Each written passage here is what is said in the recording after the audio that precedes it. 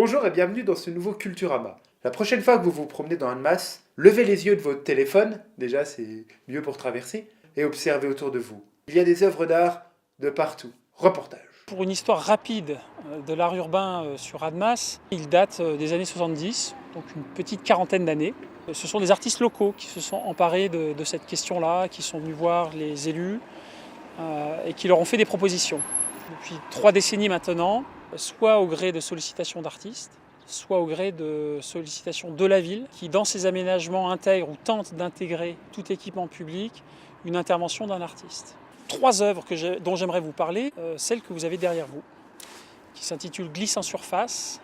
C'est une œuvre de Lilian Bourgeat, c'est une écaille de requin démultipliée 10 000 fois. Voilà, donc c'est une thématique en lien avec l'eau, nous sommes devant la piscine d'Annemasse. On peut s'approprier cette œuvre, les enfants, les adultes, tout le monde peut monter dessus, s'asseoir, s'en servir comme élément urbain à part entière, donc elle fonctionne de cette manière-là. J'aimerais citer également l'œuvre emblématique de la ville d'Annemasse, c'est la Porte d'Harmonie, voilà, que je pense tous les Annemassiens connaissent. C'est une œuvre forte, je vous invite à passer un peu de temps et de se poser la question du fameux nombre d'or. Et puis une troisième œuvre sur laquelle j'ai pu participer, c'est l'Arbre à vie.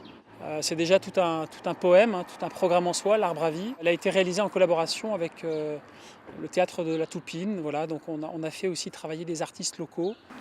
Le dessin floral, c'est une plaque en métal qui a été perforée. Et puis aussi, il y a des fleurs parce qu'en fait, il n'y a pas beaucoup de fleurs vers l'école. Alors du coup, pour faire joli, ils ont mis des fleurs. C'est mieux que si on voyait une ville toute triste avec du beige. Et puis avec des fleurs, c'est beaucoup plus joli que s'il n'y avait pas de fleurs. Pour connaître toutes ces œuvres, pour les découvrir et pour cheminer dans Annemasse, vous avez 2 possibilités. Vous avez une petite carte, un petit dépliant qui s'intitule Parcours d'art en ville. Vous pouvez le télécharger aussi, le site internet est très bien fait. Vous avez une carte interactive avec un petit menu déroulant, vous glissez votre souris et vous pouvez avoir donc le descriptif de chaque œuvre avec sa localisation.